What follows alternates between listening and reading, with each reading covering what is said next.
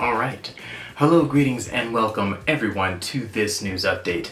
I am the Ninjaneer, and this video was a little bit later than normal since I got back from Utah over the weekend. My news video is a little better for it since one of the stories I got to see in person. The topics for the day are as follows. Tesla earnings call. Is everything sensational? Aptera January update. Less than 100 slots left in the accelerator program. Aptera hosts the EVA's annual meeting. Hudiberger Subaru used the same music as Aptera in a commercial. And things that I liked. Let's get into it. The Tesla earnings call happened this week, and the numbers, while not earth-shattering, were almost all in line with what Tesla expected, give or take a few percentage points. With that stated, that didn't keep the news media from eviscerating the numbers since they were not particularly impressive compared to last year. Tesla attributed the changes in their numbers to interest rates and a focus on bringing down the cost of their EVs as a result of those interest rate changes to continue to make Tesla's vehicles affordable for the largest number of people. I believe this did work to a degree, but earnings took a bit of a hit as a result, or at least that's my 2 cents, and the opinions of many others that watch Tesla's financials. Aptera's January update occurred a couple of days after my last update, so I was bursting at the seams to talk about it. It spoke particulars regarding their deal with CTNS and spoke at length about the company itself. I did a bit of research as well as discovered that they are very new, making enough waves in South Korea for the government to give them a substantial grant, which I believe may have been the bulk of the investment money they put into Aptera, but I have no proof and therefore can only speculate. The biggest thing that they shared about CTNS was that the company produces battery packs for most of South Korea's robotics. So this is a complete sidebar, but this gentleman by the name of KJ Kwon reaffirmed what I learned when I went to South Korea. While I was in the Army, this is a sidebar, sorry about that. While I was in the Army, I got the opportunity to work alongside some Korean cement contractors. They basically gravitated towards me immediately, and I couldn't put my finger on why until the head contractor told me that my natural inclination to fold my hands in front of me, sidebar, I'm going to demonstrate really quick here, but essentially what I do when I'm standing in mixed company or I'm meeting new people is I will fold my hands like so, or I will fold my hands like so in front of myself, just as a more or less a force of habit that I do.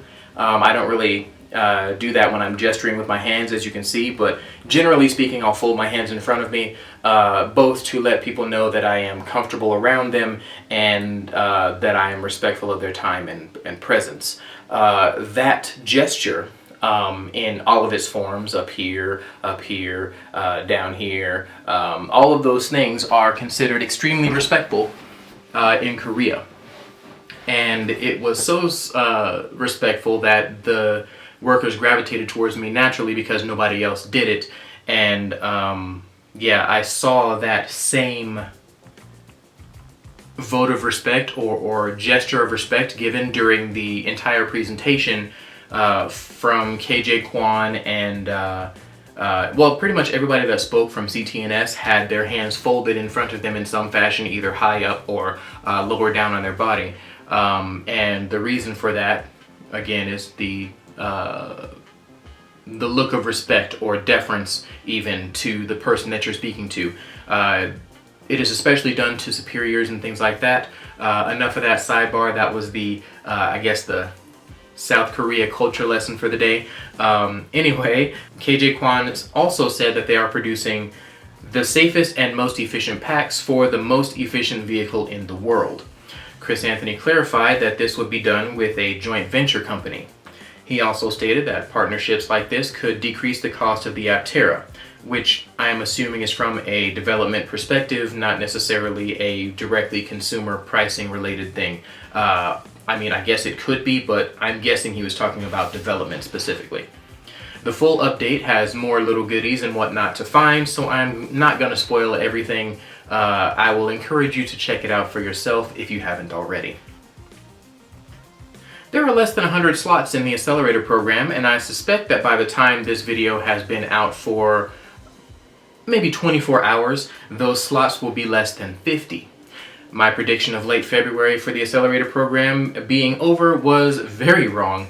It seems like it's going to be not even the next couple of weeks, let alone the end of February. Get in now if you're getting in, is what I'm trying to say. Not investment advice, by the way. I remember when the program started, there were a bunch of people that said something to the effect that they were doubtful the slots could fill.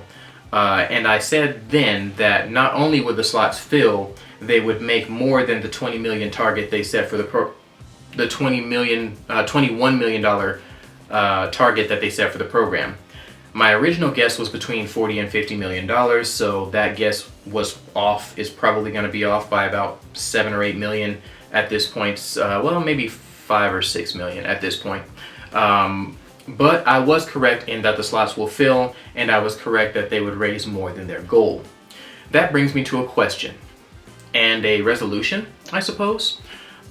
I pledged to give away my slot on the accelerator program because the configuration was not what I originally reserved.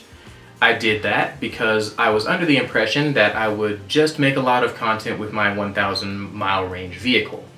There were several emails and comments in my video from several friends and family who watched the videos, as well as from some channels that I deeply respect in the Aptera space, suggesting that I keep my spot on the accelerator program and just make a lot of content for everyone to enjoy, instead of waiting for a couple of years for the 1,000 mile range version. Most involved saying that it would be better for the channel overall. My question is this: do you think I should keep my slot and make a lot of content with the accelerator vehicle, or should I continue the giveaway and wait for the 1,000 mile range version that I have on reserve? I will heed the advice of my comments below in a survey I will put up shortly after the video goes live. This video goes live. My pledge is to honor whatever the votes say.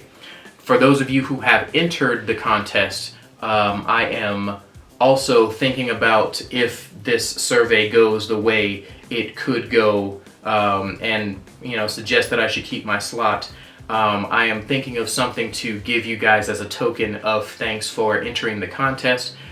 So that is also a factor that I'm thinking about if it so happens that more viewers say, hey, you should just keep it and make a lot of content so everybody can see the accelerator vehicle. So yeah, let me know what you guys think, either in the comments or in the survey that I will put out probably within the hour of this video releasing. Aptera did a keynote for the Electric Vehicle Association, the EVA, and hosted the event at their facility in Carlsbad, California. The keynote had several interesting new tidbits, including the fact that 6 people overseeing Aptera's production can produce 100,000 vehicles in a space of about 30,000 square feet. They also shared the fact that they plan on moving production to their facility, which is nothing new, but they specified how many parts would be needed to be produced elsewhere for their battery packs and body structures before they could move that production in-house, as well as their specific battery chemistry, the NMC 811, and so many other great details. Aptera Owners Club and ZeroE Michigan put up fantastic full videos of the keynote, and I would really suggest you check them out. Links for everything we talked about today, as usual, will be below. Hudiberger Subaru used the same song Aptera used for its commercial. My wife and I noticed it because the Aptera commercial is the only commercial in my house that is immune to the skip button. This led us to speculate on what happened, and essentially we believe that they are using a similar marketing company, or perhaps outsourcing their editing to somewhere that is that this particular Subaru dealership also outsources their editing. Not really a huge deal, just kind of an interesting tidbit. For the things I like this week, both of these things are both ZeroE Michigan related. Yeah, they did a test ride in the Aptera's Gamma vehicle, and they did a production tour. Both of those videos are up on their channel right now, and they are both amazingly fun videos to watch. Yeah, a lot of little details cropped up in all those videos. In both of those videos, and I suggest you check them out. The other thing that I mentioned earlier in the video toward the beginning was that I got to see some news in person and firsthand and all that kind of jazz. I got to see a Cybertruck. While I could not get into the vehicle, I could not review the vehicle or anything like that. I saw it on the road while I was traveling back home from Utah.